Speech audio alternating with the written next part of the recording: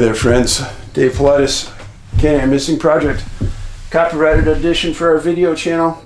This is Huck, the miracle dog from Montana who survives the cold. Yeah, give me some scratches, Dad. Oh, that's a good girl. That's a good girl.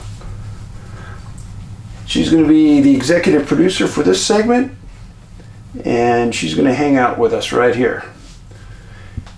She's a good girl. Stay there. Stay there. So, got an interesting show for you today, I promise. And I'm going to talk about a few things that involve missing people and a few other things that you're going to find very intriguing. So first of all, we've got a big campaign going right now that I'm sure most of you know about, but in case you don't, it's a Kickstarter campaign. And this is it. Yes, Kickstarter campaign. You go to Kickstarter.com, type in Missing 411 on the search bar, and you're going to come up with Missing 411 National Parks. And why is that important? Because that's where we're going to film next. And we're gearing up right now. In fact, I had a big conference call with our crew about how we're going to take this on. But I have so many cases in national parks, and I haven't been allowed to go in the past. This is going to be really good. We talked about logistics today and who we're going to use, etc. And it's a big endeavor, and we're looking for sponsorships. We had Arc'teryx, clothing manufacturer, before as a sponsor, but we need some outdoor gear, some camping gear, whatever. I mean, we'll take anybody on board. We'll put them on the show. Great exposure. And we need you to help us on the Kickstarter. There's different levels. If you just want to donate money, just have a few bucks, you can do that and be part of it. If you want to be on the documentary, you can do that. If you want a hat and some gear, we can do that too. So it stretches all the way across the board. And then we also have the Bigfoot cruise to the Caribbean. Go to Gather Up Events. Gather Up is one word. Gather Up Events. Just type in Bigfoot cruise, Bigfoot Caribbean cruise, and you'll see it. It's going to be me, Meldrum, and Mariah Mayor. It's going to be a lot of fun. A lot of fun. I'm actually hosting a trip to a coral castle before the cruise even starts. So we're going to get our fannies out there and enjoy that great Florida weather. Now, I know some of you get real perturbed about me reading letters, but sometimes, folks, you just got to do what you got to do. And I'm afraid this time we got to read this letter, because it's a great segue into the segments that I'm talking about today. Here we go. Hey Dave, having watched numerous and still do your YouTube channel, I'm going to take the dog by the tail, and they say in these parts and confess that I once went missing for an hour. People couldn't find me. This is hard for some reason. It is hard to speak about. For some reason I don't know, but for an old man I might as well. It was in 1987 that I was invited by an ex-missionary to go with her to her college, where she was taught to go out onto the missionary field. I cannot remember the theological college at the moment, but hope it just as maybe it was Drysdale in Birkenhead, England, UK. The ex-missionary, whose name I won't read, and I went into the college to listen to a new principal giving a lecture. We sat down and the lecture was awful. We could not understand a word the man said. Afterwards, we went out into the hallway and I was introduced to the man, and he asked me what I thought of his lecture. Being blunt and honest, I told him it was awful. I did not understand what he was speaking.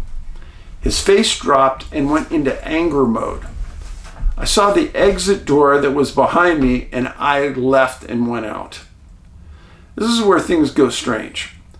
I walked a few feet away from this door and stood waiting for my friend to come out. After waiting for some time, I left, went down the driveway to the college, and out onto the street. What met me was something so strange I can still see it. Children were coming out of the school opposite. Many had already come out and were lining the street. Now I stood in opposite that door at approximately 2 p.m. The children broke from school at 3:45. So where had the time gone? I remember thinking to myself, but I decided to forget it. That very same evening, I went to visit my friend. And when I arrived at her home and sat down, the first thing she said to me was, "Where did you go?" I replied, "Nowhere. I just waited opposite the entrance door." She then told me that the principal had gone out after me. I informed her that he did not come out the door. Apparently, no sooner had he gone out than he returned, and then she said that she went out and I was not there. But I was there. She just looked at me in amazement, open-mouthed, because she knows I am a thoroughly honest man, hence my remark to the principal. We left it at that. The thing was this. I am looking at that door. The door never opened. The time had gone in minutes. I am aware of going nowhere, just looking at that door. What the hell is going on that I vanished for a period of time, and why? It begs the question, if I am seeing a building and a door and things are not changing, could it be that some of the missing have had the same and something gone on that they invisibly moved from where they were, even as I did? And maybe the children did not see me. Maybe I was still in that invisible state till much later than the time had elapsed. I am at a loss again. What the hell is going on? Great story. Thanks for submitting that. And this was in 1980, 45 years ago. So what was going on? Point of separation number one. He walked away and nobody had eyes on him. He walked out the door, he was gone. He was not around other people. Remember what I told you about portals? Once you take your eyes off somebody, something can happen. I've told you about kids that disappear out in the woods and their parents say, "Hey, I took my eyes off them for a few seconds and they were gone." In my response email to this gentleman, I told him it'd be nice if he could go back and go through reverse hypnosis and find out, where did he go? Does he have any hidden memories of where he was? And I've stated this before, that people never see someone disappearing on a city street. Why? Well, it's happening, as this man explained, but nobody saw it. And then he miraculously was returned. But his point about the kids not seeing him. Remember I told you about the case in Mesa Verde National Park where a man disappeared and a reporter heard a man calling for help. She went back and told the chief superintendent, and they looked at each other and said, "Hey, that's exactly what happened yesterday. Some people were out in that area, heard somebody calling for help. We searched that area for hours, never found anybody. But obviously somebody was there, they were calling." So what's going on? That's the $1,000,000 question. All right, let's get into the missing person stories. But this all blends into what I'm talking about. First case involves a man named Damon Justin Bonds, 31 years old, missing March 27th, 2004 from Anchorage, Alaska. He was single and he was a machinist. And he owned a company in Alaska called CNC Machine of Anchorage and Palmer. And he was an expert at gunsmithing, machining gun parts, etc.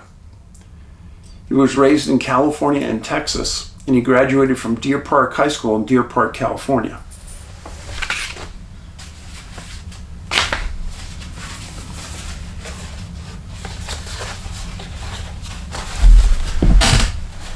This is a picture of Damon. He liked to travel. He'd been to Europe twice.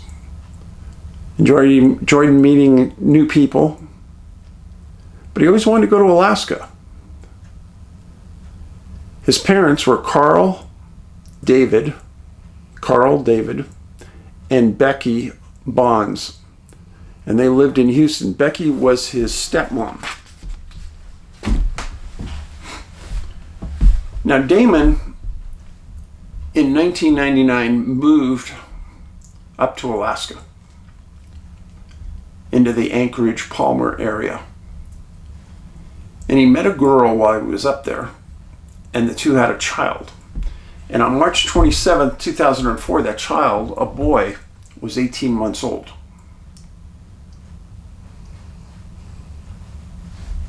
Now, Damon also had a dog. And this dog was like his buddy. It's like me and Huck. And his name was Scully. Yeah, like X-Files Scully. It was his constant companion and went everywhere with him. And it was a boxer mix, so it wasn't a real big dog. Keep those things in your head. Whenever anybody names their dog after Mulder or Scully, I am always thinking, has this person had some unusual things happen in their past? Or are they just interested in the show? I don't know. But anyhow, he drove a truck, drove an F-250 black and gray Ford pickup with a canopy over the bed. On March 29th, 2004, Anchorage police observed Damon's truck parked at a place called 6300 Jewel Lake Road. It's also known as DeLong Lake. Officer did a search of the area that night when he saw the truck. This is what the driveway looks like going into the park. You see it right there. It says DeLong Lake. Now, this is really a city park. It sits directly across from Anchorage International Airport. But you can see the foliage is real thick. Now here's Anchorage Airport. Been there many times. And here's the lake. I mean, it's real close. Jewel Lake Road, Jewel Lake Park, DeLong Lake. Get it? And then the city of Anchorage is right here. Now, this area is kind of thick with foliage, but it's really hard to get lost there because there's roads, runways at every corner.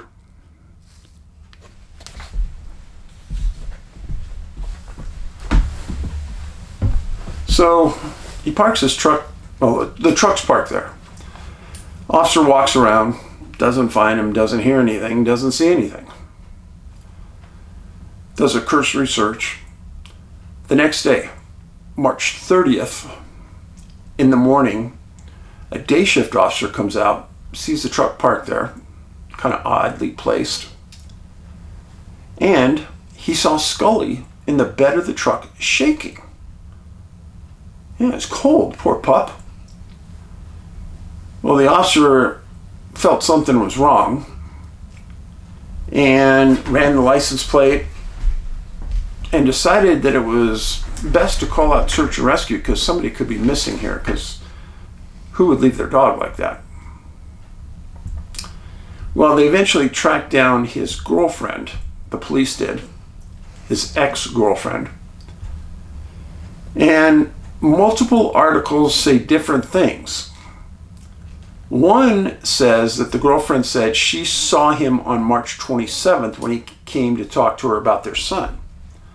Another says that she last saw him on March 29th. Either way, both articles said that she said he wasn't suicidal. Everything was fine. Officers on the scene thought it was suspicious and requested a search and rescue call-up. And they got the auxiliary police search and rescue team for Anchorage to come in and search. On March 31st, they got cadaver dogs into that area and they searched the entire region. Now, when they looked at the truck, on the front seat of the truck was Damon's cell phone. Police got custody of it. A man called on that phone by the name of Justin Giles. He's a machinist that worked with Damon, and he expected Damon to be at work on March 30th, and he was calling, "What happened? Where are you? Nobody's seen you. What's going on?" Justin left a message on Damon's phone asking what's happening. Well, the police had custody of the phone, and they called Justin back trying to figure out what is going on. They explained that they had found Damon's truck, the phone, and Scully in the bed of the truck. Well, Giles stated right away that he had last seen Damon on March 27th. And he appeared happy, upbeat, nothing seemed wrong. And Giles said that he had worked with Damon and said Scully was Barna and his best buddy. He'd oftentimes take him to work with him, keep him in the truck, and when it got really cold outside, he'd bring a blanket out and wrap Scully in the blankets. And he took Scully everywhere with him, kind of like me and Huck. Except I think Scully was a lot smaller than Huck. And obviously had a lot less fur than Huck to keep it warm. Well, the auxiliary police from Anchorage came out multiple times and searched that DeLong Lake area with multiple dogs. Never found anything. Now, DeLong Lake is on the perimeter of the city limits of Anchorage, a small city park, small lake, adjacent to the airport. Lots of heavy foliage. Not in an area where you would think somebody would disappear in. And it was subsequently a large, thick lot, but not rural. So the police were a little confused about really what was going on. And I get it. When you look at that scenario of a truck sitting there, phone on the front seat, your best friend is missing and the dog's in the bed, and everyone says, "Oh, he would never do that." Yeah, something's wrong. Now, Damon's disappearance was classified by Anchorage police as a missing person. And they gave the case to a homicide detective named Tim Landis. I gotta say, I read a lot of comments that Tim made about this case. I admire how he handled this and what he said.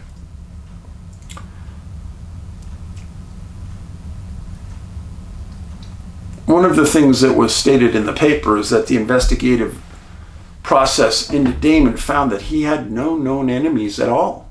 People liked him. Police checked all the leads associated with the lake location, especially being next to the airport.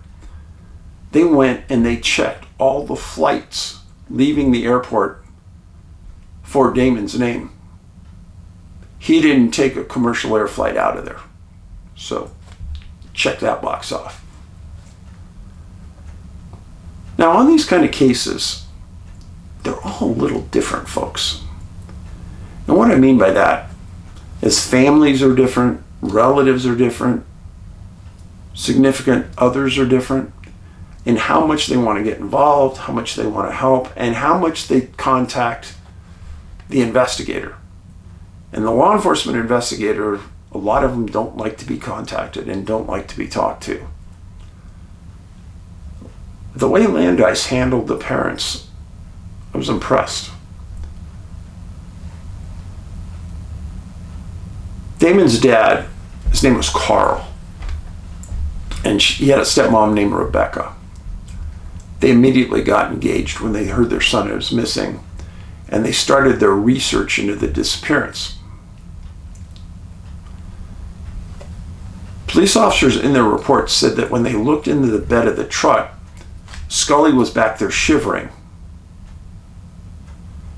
And when the police say that everyone universally said that Damon would never leave Scully like that, you've got to think of a couple of possibilities. Does something forcibly happen to Damon? Was he robbed, kidnapped, murdered, killed? And then I go back to the letter I just read to you, where the man steps through a door and he literally disappears for a couple hours.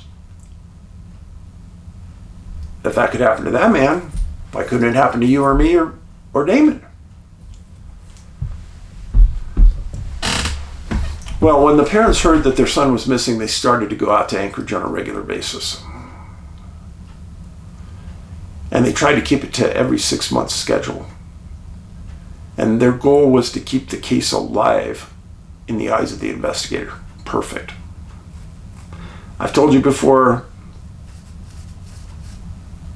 the more somebody is there talking to that investigator about that case, the greater that chance that case is going to be continued to be looked at.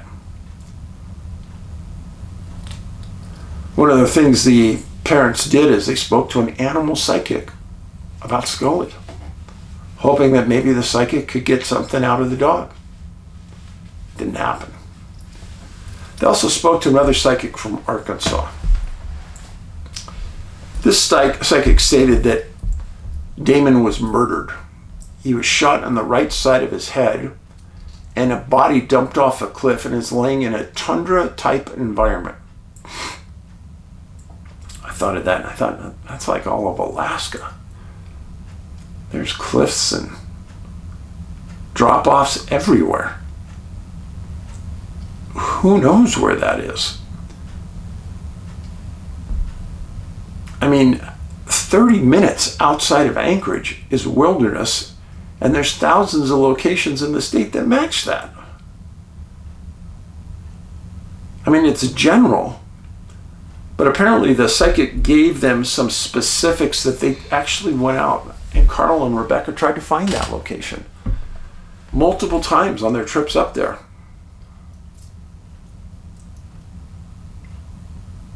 They never found anything. Now, Alaska is one of those locations where something dead on the ground isn't going to last too long. The environment is very efficient at dismantling bodies, bare, whatever, and disposing of it. Small animals like to chew on bones for the calcium and eventually eat the whole bone. Well, the Bonds also made up 1,500 flyers that described their son as missing, and they passed them out all over Alaska. And Carl did interview after interview after interview about his son. And he said that his son loved his new boy. And there was a child custody issue going on between he and the mom, but there was no signs of violence or unusual nature other than they just didn't agree, which is every divorce and every child custody issue. Now the strange, even Carl said this is strange, he says. He met a reporter at a local pub where they lived in Houston. And as they were conversing and talking, they were looking around, and there's things written on the wall in this restaurant: Goodwill, Good Rock, sign your name. And as they're looking around, on one of the panels, it says, Alaska or bust, Damon Bonds. Whoa. Carl said he'd never seen that before. But he said it was a reminder to him that he had to keep searching. he and Rebecca were convinced that Damon was out there somewhere. They just had to find him, and they were looking in the wrong places. Now, Damon is listed on NABS, the Nationwide DNA Database, which is good. Articles continue to filter through every couple years about this. But this is the one that I just know me. So Damon's son was 18 months old when he disappeared in 2004. I would make his son 21 years old now. There was never any mention of his son's name anywhere. But let me say something. I pray that his son, Damon Bonds' son, has the intellectual curiosity to do the research and find out what happened to his dad. Now, the investigator on this case, Tim Landis, still living in Anchorage. Not sure if he retired or not, but he made several comments about the parents contacting him and him not understanding, but just imagining the ongoing pain that those people were going through with the loss of their son, and then continuing to come up every 6 months, looking, searching.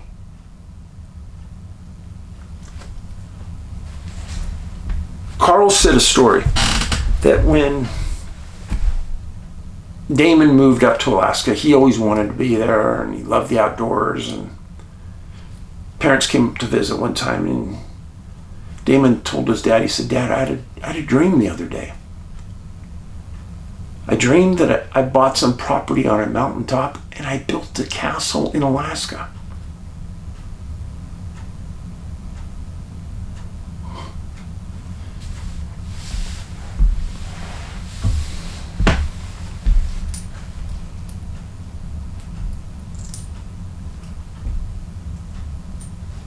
I don't know what happened to Damon Bonds.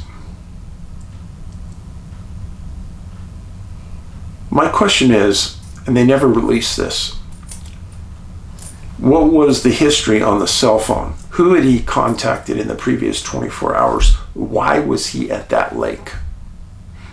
Was he there to meet somebody? Was he there just to clear his head? The parents said that they hired a private investigator. And they didn't, from what they described, not much was found by the PI. That doesn't surprise me. But between the PI and the parents, they did give a list of who they described as their suspects to Tim Landis, the detective, homicide detective. And they asked him if he would do a polygraph. There was no answer. And again, it's been so many years. You don't know. Are those people alive now? Who knows? But the phone, to me, is always the key. Did they do a search warrant to find the text and phone traffic on it? I don't know. That's what I would have done. And then I would have pinged the phone to see how long it had been sitting there at that location at the Long Lake. A lot of people in the comments on various sites pointed their finger at his ex-girlfriend. Well, there was a custody issue. But you like to think the cooler heads prevail. And they could support each other because a young child needs both a mom and a dad. But it was never made clear what happened, other than there have been no arrests. But then, as I always search like 20 years back and forward, archivally looking for information on the case, and I couldn't believe this. 9 years after Damon disappeared, in the Anchorage newspaper,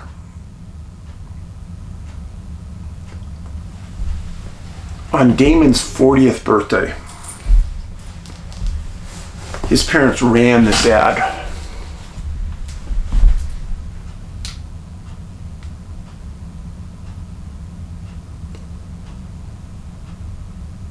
Lordy, lordy, look who's 40. Picture of him of a baby.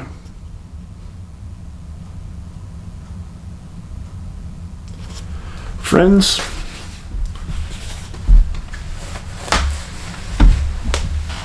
I cannot tell you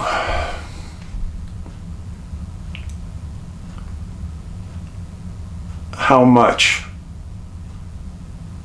it destroys a family when you lose a child. I just can't explain it. But I know from as much travel as the Bonds did,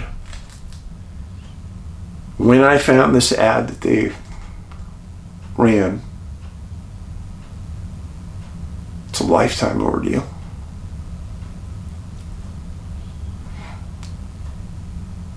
And if somebody did take Damon's life and you want to be a confidential informant, I'll give you confidentiality, I promise. I'm a published author, I can do it. You send me an email at missing411@yahoo.com. I'll get your information to Detective Landis.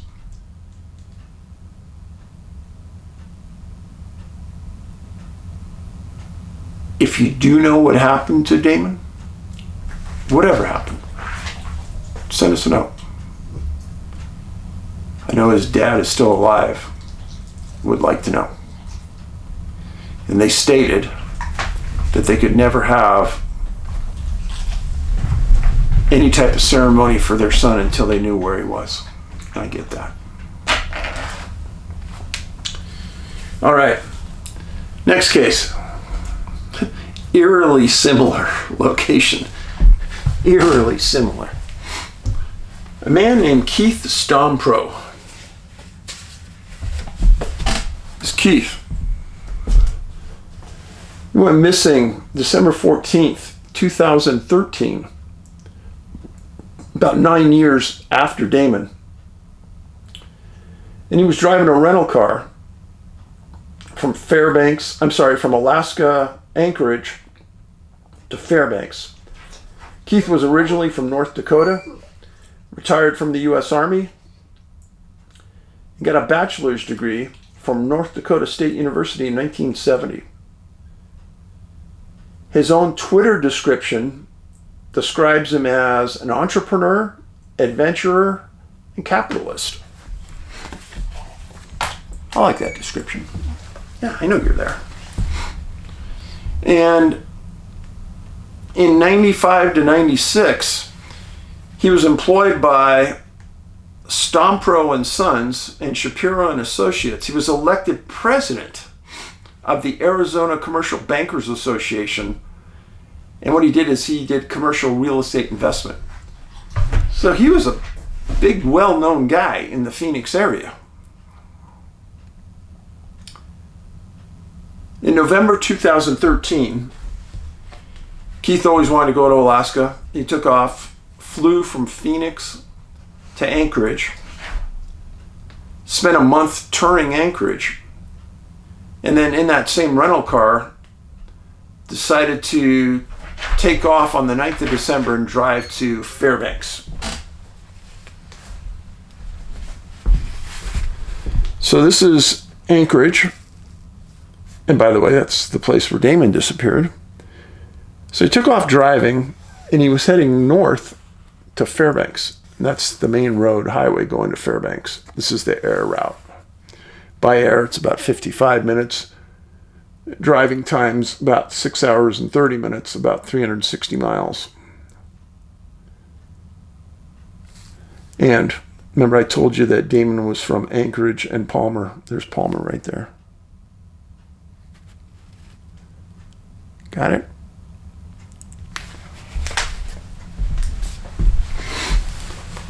I'm telling you, life takes a lot of turns and circles and weaves, and when I tell these stories, I think of myself sometimes. Think, how could this happen? Well, December 9th, Keith was driving his rental car northbound from Anchorage towards Fairbanks. When a caribou crosses in front of him, he hits the caribou and destroys his rental car. Well, I've destroyed a truck up here in Montana the same way 2 years ago when a deer ran in front of me. So he destroys his rental car. Alaska State Troopers get there. They talk to him. The state trooper later said that Keith was upbeat, happy to be in Alaska, didn't seem depressed at all. Sad he hit the caribou, but generally all right. That was on December 9th. On the 10th, he got a ride to Fairbanks, and he checked into the Pikes Waterfront Lodge on the Chena River in Fairbanks. So this is the hotel he checked into, Pikes Waterfront Lodge. There's the Chena River right here. There's the highway that he came in on. And you know what that is right there? That's Fairbanks Airport. I'm just saying, folks, it's kind of weird that in both these stories, the airports are right next to where the suspicious stuff happens. So he checks into the hotel on the 10th of December, 2013. He tells the people at the hotel that he's going to only be there for a couple days, and then he'll check out. I think what he was doing, he was waiting for a rental car to show up. Well, December 14th, he hadn't checked out, so housekeeping went into his room just to check, and they found a weird scenario. They found his luggage there, some valuables laid out on the bed, but Keith wasn't there. And housekeeping said that he hadn't taken a shower and he hadn't slept in the bed. So that means when he's dropped off on the 10th and he checks into the hotel and he goes to his room and he spreads some things out, that he walked out that right after that. And what they were concerned about is that they knew he was from Arizona, and it was probably 70 degrees, 75 degrees at Phoenix during that time when he came up here. But at the time that he checked in the hotel, it was 2 degrees. Well, they waited a little more, and on December 20th, the hotel calls the Alaska State Troopers and reports him as a missing person. Troopers did an area search around the hotel, didn't find anything. It's a huge mystery what happened to Keith. He wasn't a drug user, wasn't an alcoholic. He was an adventurer, he said. What happened? You have the river behind you, water. You have a recent accident, point of separation, he checks into his room. Whew, gone. What in the heck happened? Where could he have gone? This was 11 years ago. Still has never been found. Nothing of him has ever been found.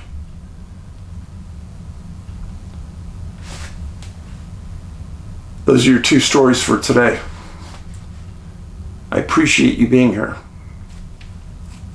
I think you have to have an open mind on these things. The letter I read to you, to me it rings completely true. Very odd scenario. Anyhow, do me a favor, check out Kickstarter.com, go to Missing 411, contribute to our movie Missing 411, the national parks, and then go over to Gather Up Events, Gather Up one word, events, and the Bigfoot Caribbean cruise, and sign up for it. And remember to be kind. Kindness is free. It's a state of mind. Be kind to people and they'll be kind to you. Paulides out.